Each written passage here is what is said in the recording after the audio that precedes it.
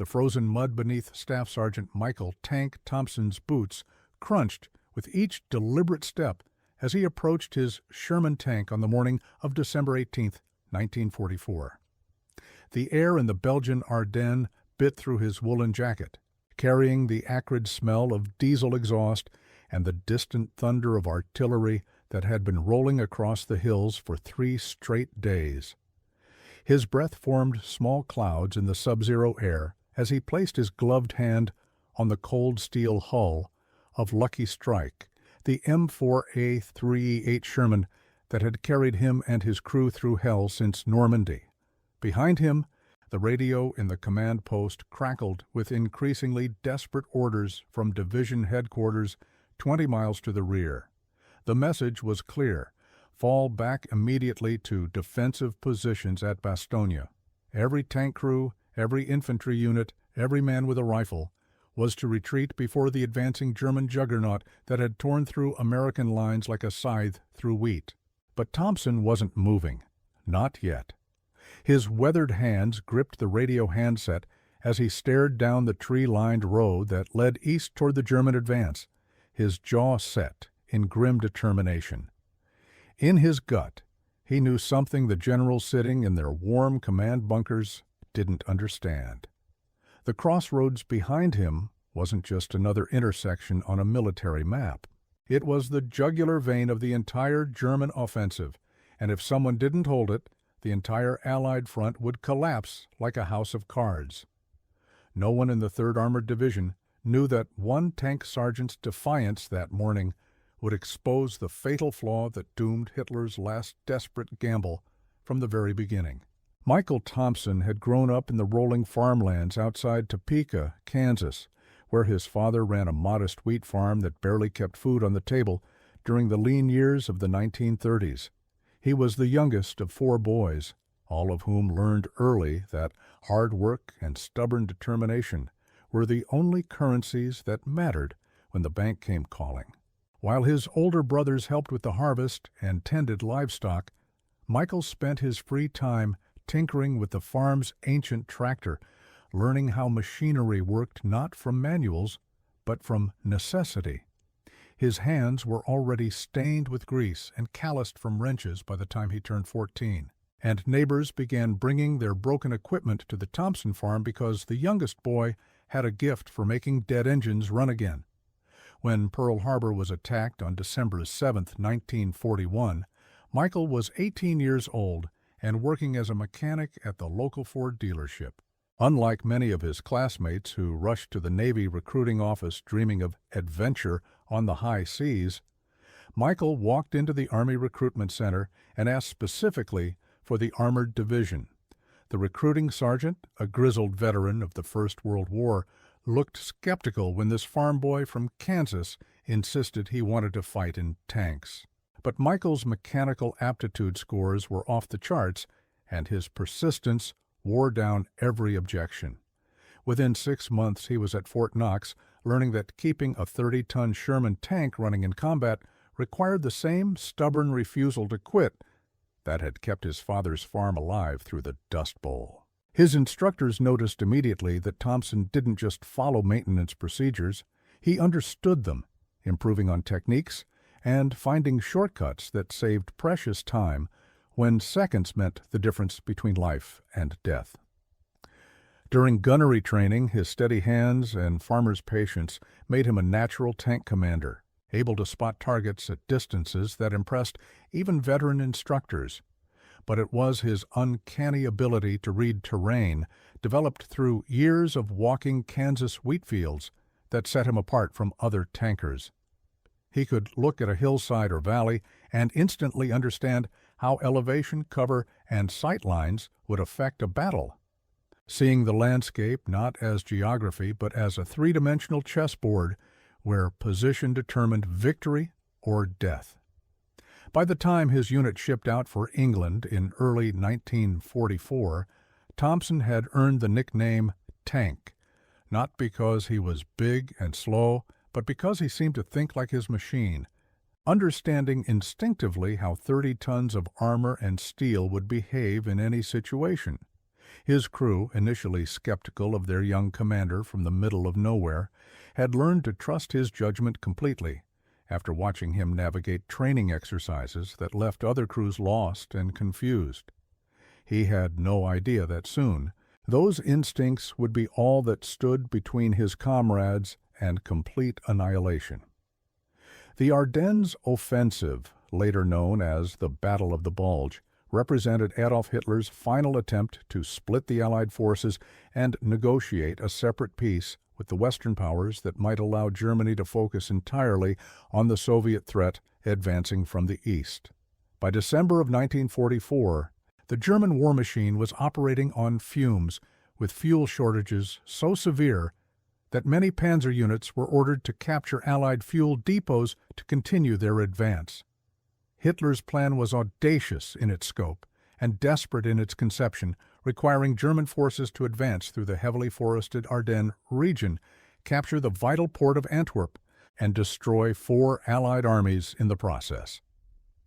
The attack began before dawn on December 16, 1944, with a massive artillery barrage that shattered the quiet of the American sector that had been considered a quiet posting for units recovering from the brutal fighting in the Hurtgen forest. Within hours, German forces had broken through American lines at multiple points, creating chaos and confusion that spread like wildfire through the command structure. The offensive caught Allied intelligence completely off guard, despite warnings from ultra-intercepts that German forces were massing in the region. American commanders had dismissed the possibility of a major German attack through terrain they considered impassable for large armored formations, the same mistake that had cost France so dearly in 1940. The German plan called for 3 armies to advance along separate axes, with the 6th Panzer Army under SS General Josef Dietrich leading the main effort through the northern shoulder of the attack, while the 5th Panzer Army under General Hasso von Manteuffel struck through the center toward Bastogne and beyond. The initial German advance was devastating, with entire American regiments overrun or scattered, their equipment abandoned as soldiers fled westward in what threatened to become a complete rout. Communication lines were cut, supply routes severed, and unit cohesion dissolved as the fog of war descended over the snow-covered forests. However, the German plan contained fatal flaws that would become apparent only as the offensive unfolded, weaknesses that depended entirely on capturing Allied fuel supplies and maintaining a rapid pace of advance that their logistical system simply could not support. The roads through the Ardennes were narrow and winding, creating massive traffic jams that stretched German supply columns for miles and made them vulnerable to air attack once the weather cleared. More critically, the offensive required German forces to capture key road junctions and crossroads to maintain their momentum, positions that a few determined defenders could hold against vastly superior numbers if they chose to fight rather than retreat. The mathematics of the situation were brutally simple. The Germans had committed their last reserves to an operation that required everything to go perfectly, while the Allies could afford to trade space for time, falling back to prepared positions, while reinforcements rushed forward from England and France. The radio crackled again in Thompson's command tank as the desperate voice of his company commander cut through the static, ordering all remaining units to fall back immediately to secondary defensive positions 15 miles to the west. Around him, the crossroads village of Malmedy had been abandoned by its Belgian inhabitants, leaving behind empty houses and shops that stood like silent sentinels in the pre-dawn darkness. Thompson's tank crew, Gunner Corporal James Red McKenzie from Detroit, Loader Private Danny Kowalski from Chicago, and Driver Private Carl Jensen from Minnesota had been with him since their landing at Omaha Beach 6 months earlier, and they trusted his judgment implicitly, even when it contradicted direct orders from division headquarters. Red McKenzie had worked in his father's auto shop before the war and understood Thompson's mechanical innovations, while Danny Kowalski's quick hands could load 76 mm shells faster than any loader in the regiment. Carl Jensen had driven farm equipment in Minnesota and possessed an almost supernatural ability to maneuver their Sherman through terrain that should have been impossible for a 30-ton vehicle. Together, they had fought their way across France, through the deadly bocage country of Normandy, across the Seine River, and into the forests of Belgium, learning to work together with the seamless coordination that kept them alive when other crews died. But this morning was different from every battle they had fought since D-Day, because this time Thompson was choosing to ignore direct orders and trust his instincts over the tactical wisdom of officers sitting in warm bunkers 20 miles behind the front lines. He had studied the map coordinates relayed by fleeing reconnaissance units and understood that the German advance was following the exact route he would choose if he were planning the offensive, using the road network that connected the major Belgian cities and provided the only viable supply routes for mechanized forces moving through the densely forested terrain. The crossroads where they sat controlled 3 separate routes that converged like the spokes of a wheel, and whoever held this position could observe and interdict German supply convoys that were already stretched to their breaking point.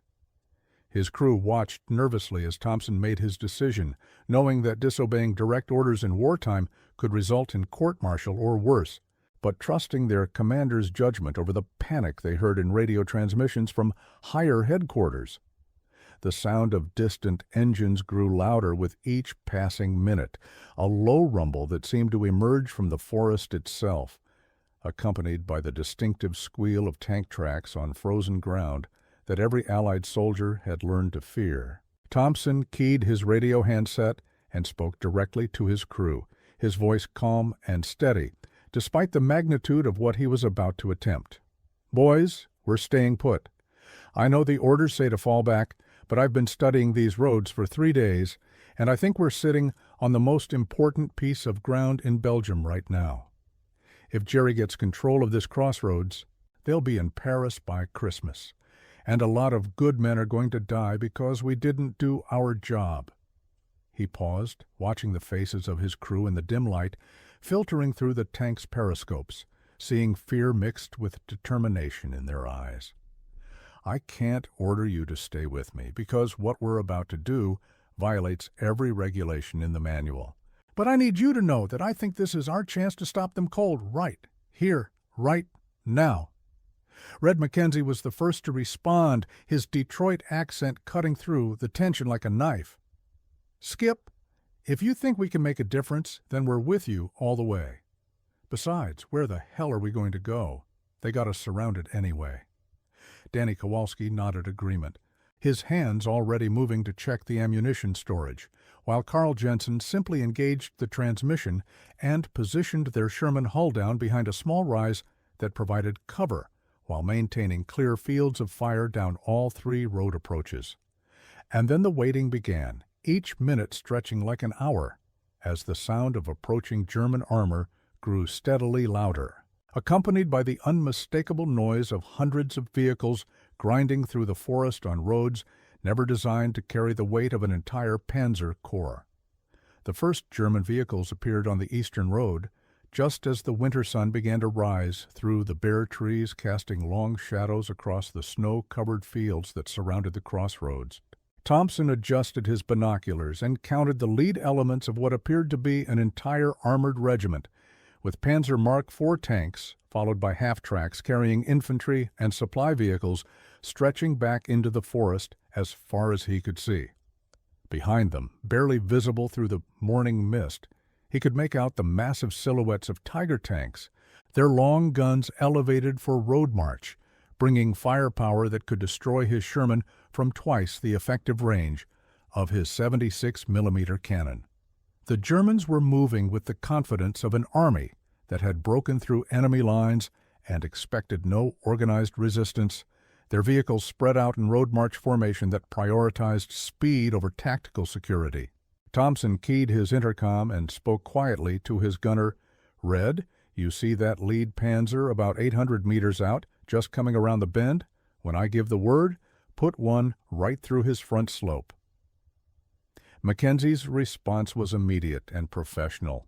Target identified, armor-piercing loaded, range 800, ready to fire. Thompson watched through his periscope as the German column approached the killing zone he had selected, a stretch of road where the terrain channeled vehicles into a narrow corridor with no room to maneuver off the pavement.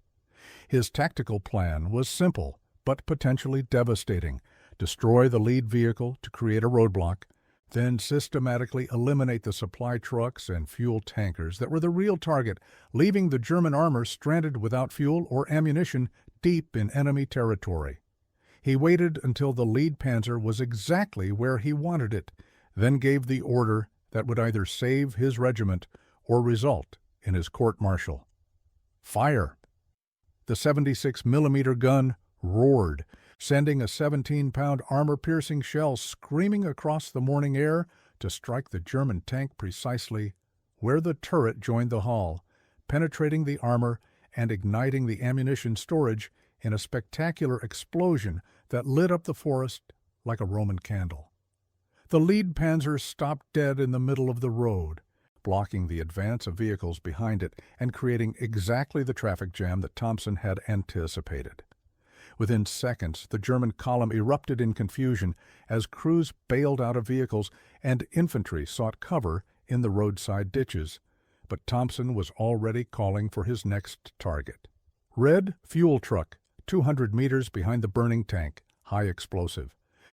The second shot struck the German fuel truck dead center, creating a fireball that spread burning gasoline across the road and ignited two more vehicles in the convoy.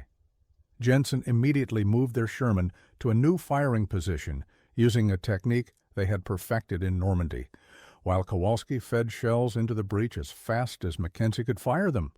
For 20 minutes, Thompson's single tank dominated the crossroads, destroying vehicle after vehicle in the trapped German column, while enemy infantry fired uselessly at their hull-down position with small arms that could not penetrate Sherman armor. But Thompson knew that his tactical success would be short-lived unless he could accomplish his real objective, which was not to destroy the entire German force, but to delay them long enough for Allied reinforcements to arrive and exploit the intelligence he was gathering about German supply routes and fuel shortages. The radio in Thompson's tank suddenly crackled to life with an incoming transmission on the battalion command frequency, and the voice of Lieutenant Colonel Harrison cut through the sounds of battle with barely controlled fury.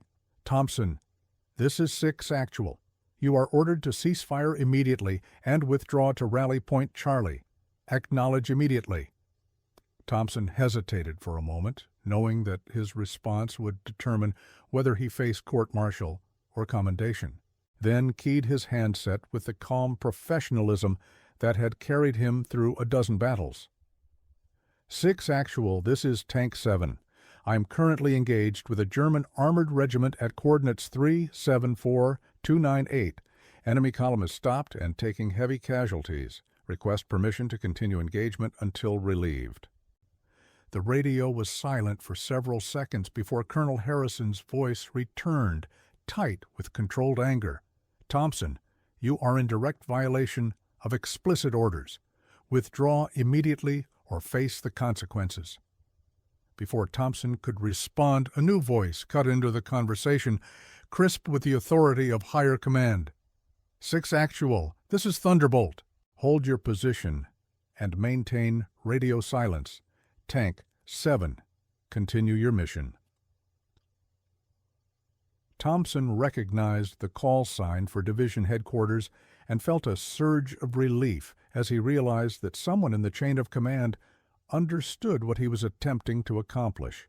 But his relief was short-lived, as the distinctive whine of approaching aircraft filled the air, and he looked up to see German Messerschmitt fighters diving toward his position with cannon blazing. Jensen immediately gunned the Sherman's engine and moved them behind a stone farmhouse, just as 20mm cannon shells chewed up the ground where they had been positioned seconds earlier. The German air attack was brief but violent, strafing the crossroads and surrounding fields before disappearing to the east, but Thompson knew it was only the beginning of the German response to his interference with their advance.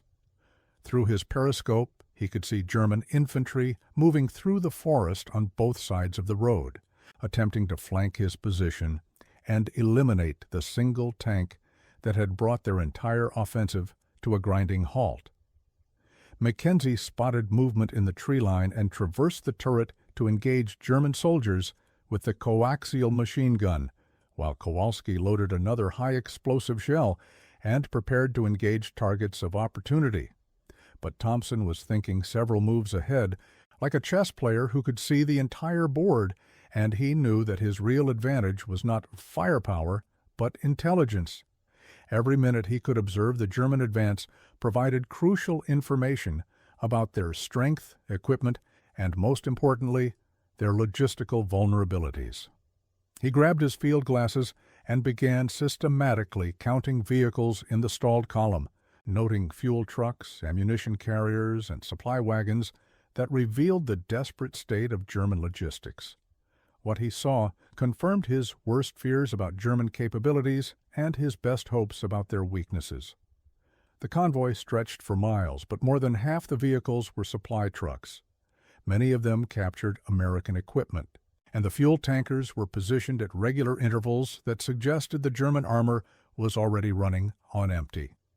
He keyed his radio and began transmitting intelligence to division headquarters, describing German unit markings, equipment types, and the critical shortage of fuel that was forcing enemy commanders to advance with their supply trains directly behind their combat units. The sound of approaching tank engines alerted Thompson to a new threat emerging from the northern road, and through his binoculars he identified the massive bulk of a German Tiger tank, its 88mm cannon already traversing toward his position. The Tiger represented a quantum leap in enemy firepower, capable of destroying his Sherman at ranges where his 76mm gun was completely ineffective, and Thompson knew that his tactical situation had just shifted from dangerous to desperate. Jensen was already moving their tank to a new position, using every fold in the terrain to mask their movement, while Mackenzie searched frantically for a shot that might penetrate the Tiger's massive frontal armor. But Thompson was developing a different plan, one that violated every principle of armored warfare he had learned at Fort Knox, but that might exploit the one weakness every German tank possessed in the winter of 1944. He had noticed that the Tiger's engine was smoking heavily, a sign of mechanical stress that suggested the crew was pushing their machine beyond safe operating limits, probably because they were under orders to maintain an advanced schedule that their logistics could not support. German tanks were mechanical marvels when properly maintained, but they were also complex machines that required constant care and high-quality fuel that was becoming increasingly scarce as Allied bombing destroyed German refineries. Thompson keyed his intercom and spoke to his driver with the calm precision that had kept them alive through 6 months of combat. "Carl, I need you to do something that's going to sound completely crazy. I want you to drive straight at that Tiger, fast as you can, and stop about 50 meters in front of him." Jensen's voice cracked with disbelief. "Skip! That thing will blow us to pieces before we get within 400 meters. Thompson's response was patient but firm. "Trust me, Carl. That Tiger crew is scared. They're low on fuel, and they're under orders to keep moving. They're not going to risk a close-range gunfight when they can wait for us to come to them. But if we surprise them, we might get a shot at their side armor before they can react." The plan was insane by conventional standards, but Thompson had learned to trust his instincts about enemy psychology, and everything about the German advance suggested commanders who were more concerned with maintaining momentum than with tactical perfection. Jensen engaged the transmission and sent their Sherman racing across the open ground toward the Tiger, while Mackenzie prepared armor-piercing ammunition and trained his gun on the enemy tank's turret ring, the one spot where he might achieve penetration at close range. The Tiger crew was indeed surprised by Thompson's aggressive move, hesitating for several seconds before beginning to traverse their massive cannon toward the approaching Sherman. But those seconds were exactly what Thompson needed to close the range and position his tank for the shot that would determine the outcome of the engagement.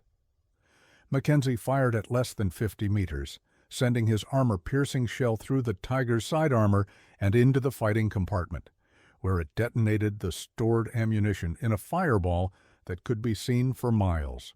The destruction of the Tiger sent shock waves through the German column, but more importantly, it sent a message to German commanders that their supposedly irresistible advance had encountered resistance that was both determined and effective.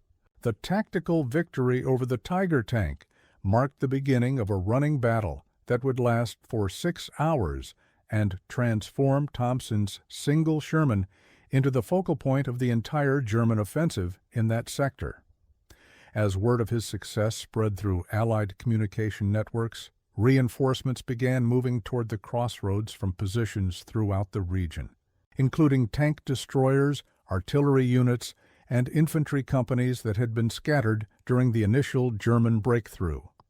But Thompson's real contribution to the Allied defense was not the individual vehicles he destroyed, but the intelligence he was gathering about German capabilities and the tactical innovation he was demonstrating in real time.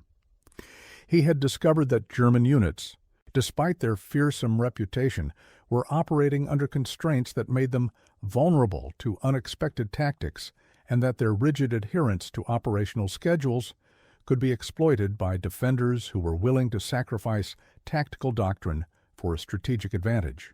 Radio intercepts translated by intelligence officers revealed that German commanders were increasingly frustrated by the delay at the crossroads, with some units reporting fuel shortages that forced them to halt their advance while waiting for supply convoys that could not reach them because of Thompson's interdiction of the road network.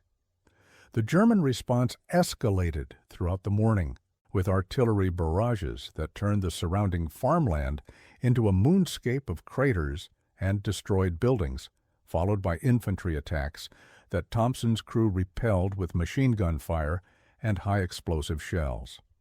But each German escalation provided additional intelligence about their order of battle, unit identification, and, most critically, their growing desperation as the offensive schedule slipped further and further behind the timeline that Hitler had demanded. Thompson maintained radio contact with division headquarters throughout the engagement, providing real-time updates on German strength and movements that allowed Allied commanders to position reinforcements where they would be most effective. His steady voice became a beacon of calm in the chaos of battle, reporting enemy movements with the precision of a professional observer while simultaneously fighting for his life against overwhelming odds. Red Mackenzie had fired more than 60 rounds from the main gun, more ammunition than most tank crews expended in a month of combat, while Danny Kowalski had performed the physical miracle of loading shells under fire for 6 continuous hours without a break. Carl Jensen had maneuvered their Sherman through terrain that should have been impassable, using every depression and stone wall to mask their movements, while positioning for shots that other drivers would have considered impossible. But it was Thompson's tactical leadership that transformed individual acts of courage into a coordinated defense that held up an entire German Army Corps for the better part of a day, buying precious time for Allied forces to organize a coherent response to Hitler's surprise offensive. By mid-afternoon, the tactical situation around the crossroads had evolved into a complex battle involving multiple units from both sides, with German forces finally bringing sufficient firepower to bear to force Thompson's withdrawal from his initial position. But the strategic damage had already been done, with the German advance schedule disrupted beyond repair and their fuel situation deteriorated to the point where some units were abandoning vehicles and continuing on foot. Thompson received orders to withdraw to prepared defensive positions 2 kilometers to the west, where he would rejoin his company and participate in the larger battle that was developing, as Allied reinforcements arrived in increasing numbers. As his Sherman moved through the destroyed village, he could see the results of the morning's work scattered across the landscape. Dozens of destroyed German vehicles, supply trucks burning like torches, and abandoned equipment that testified to the logistical nightmare that the German offensive had become. But the real measure of his success was not visible to the naked eye, because it existed in the minds of German commanders who had learned that their supposedly demoralized enemy was capable of resistance that could disrupt even the most carefully planned operations.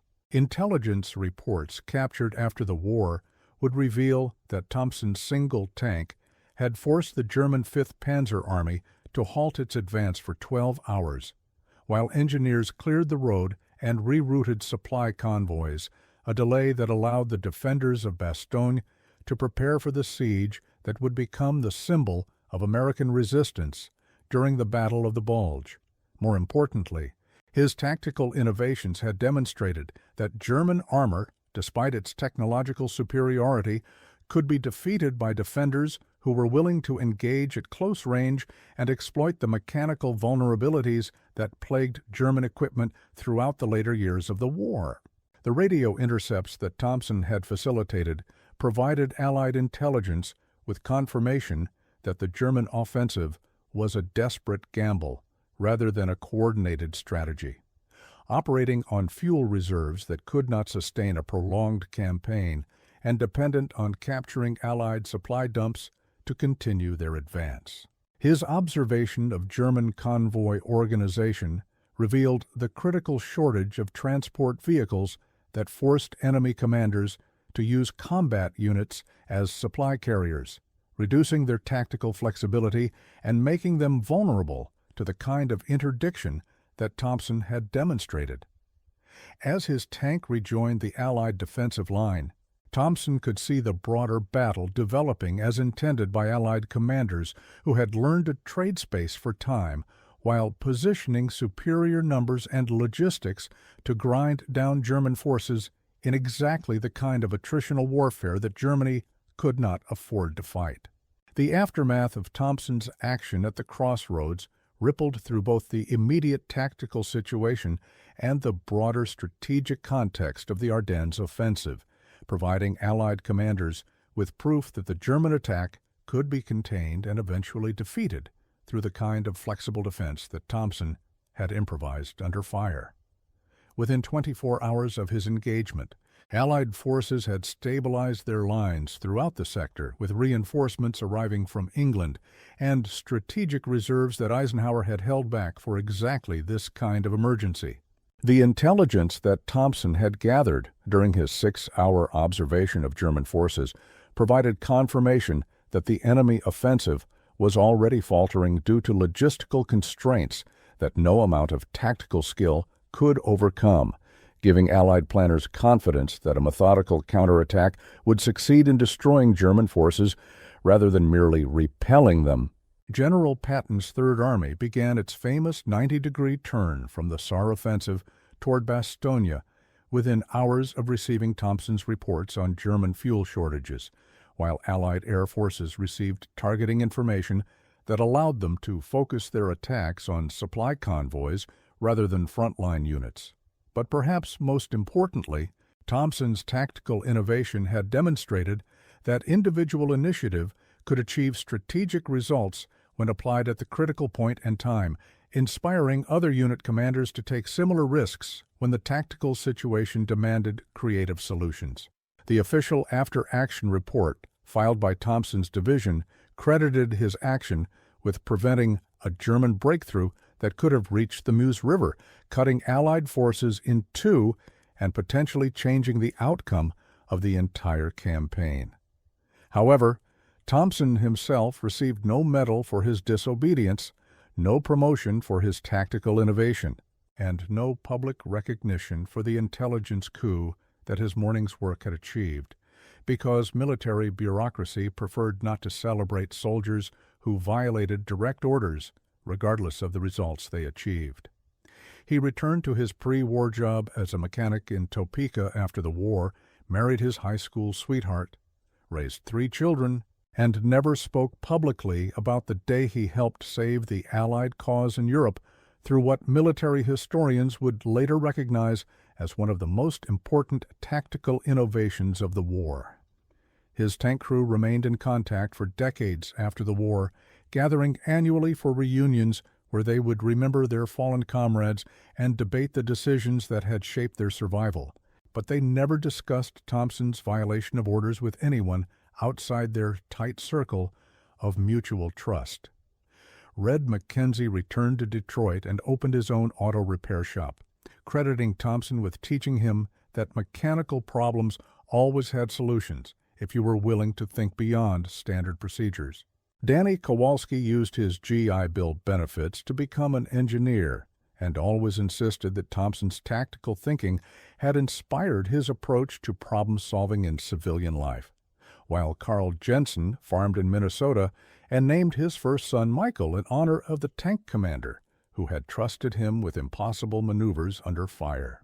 Letters discovered in Thompson's effects after his death in 1998 revealed the broader impact of his actions on the men who had witnessed his decision to stand and fight when orders demanded retreat.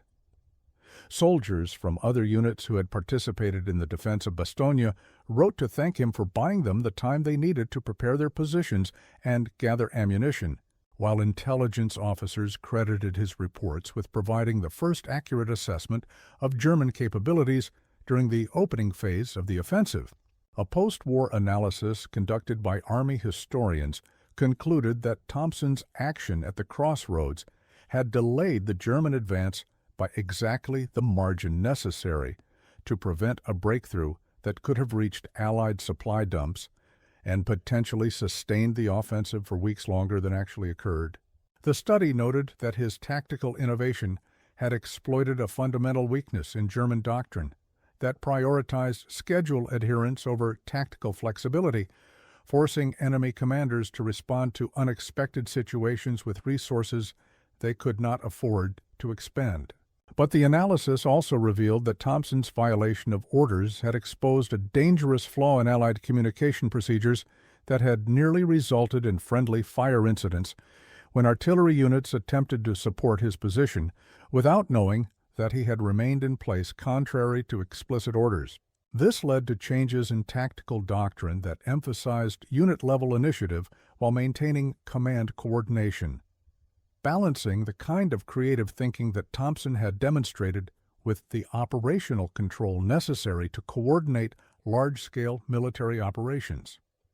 The German perspective on Thompson's action, revealed through post-war interrogation of captured officers, indicated that his resistance had convinced enemy commanders that the American Army possessed reserves of determination that intelligence estimates had not predicted, contributing to a growing sense among German field commanders that the offensive was encountering more resistance than planned and achieving less than promised.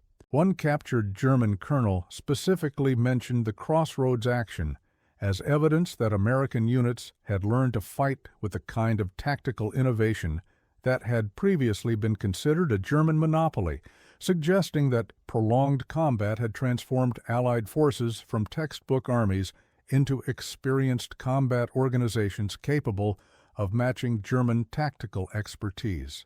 The fuel shortage that Thompson had observed and reported became the defining constraint of the entire German offensive, with units abandoning vehicles and equipment throughout the Ardennes as they outran their supply lines, and discovered that capturing Allied fuel dumps was more difficult than German planners had anticipated. The strategic implications of Thompson's disobedience extended far beyond the immediate tactical situation, contributing to a fundamental shift in Allied approach to defensive warfare that would characterize military operations throughout the final months of the war in Europe.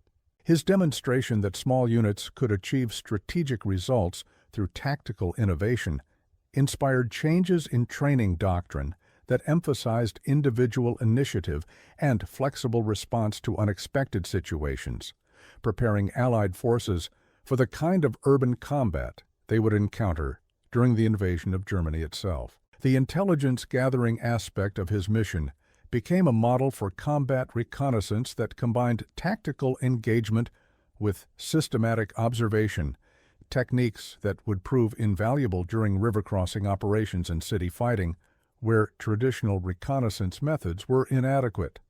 But perhaps most importantly, Thompson's action had proven that the German war machine, despite its fearsome reputation for tactical excellence and technological superiority, was vulnerable to the kind of improvised solutions that American industry and ingenuity had been developing throughout the war. His success in defeating technically superior German equipment through superior tactics and determination provided psychological validation for the Allied strategy of overwhelming German forces through industrial production rather than attempting to match them in technological sophistication. The broader lesson of the Crossroads action resonated throughout the Allied command structure, from division level to supreme headquarters, where planners recognized that German capabilities were constrained by resources rather than enhanced by desperation, making them vulnerable to sustained pressure that exploited their logistical weaknesses. Thompson's observation that German units were operating on inadequate fuel supplies provided confirmation for strategic bombing campaigns that had targeted oil production facilities, validating the decision to prioritize economic warfare over tactical air support in many situations. The mechanical failures he had noted in German equipment supported Allied intelligence assessments that enemy production quality was declining due to material shortages and forced labor, encouraging more aggressive tactics designed to stress German equipment beyond its operational limits. His success in close-range combat with technically superior German tanks demonstrated that tactical innovation could overcome technological disadvantage, inspiring development of new anti-tank tactics that would be employed throughout the final campaigns of the war. Today, more than 80 years after Thompson's moment of crucial disobedience, military historians continue to study the tactical innovations he demonstrated during those critical hours when one man's decision to ignore orders changed the trajectory of Hitler's last offensive in the West. The crossroads where he made his stand has been marked with a small memorial plaque that mentions the American tank crew that held the position against overwhelming odds, but it does not mention Thompson by name or acknowledge the violation of orders that made their success possible, reflecting the military's continued ambivalence about celebrating insubordination even when it achieves strategic objectives. Modern armor officers study Thompson's engagement as an example of how individual initiative can exploit enemy vulnerabilities that conventional tactics might miss, while intelligence professionals examine his improvised reconnaissance methods as a model for gathering tactical information under combat conditions.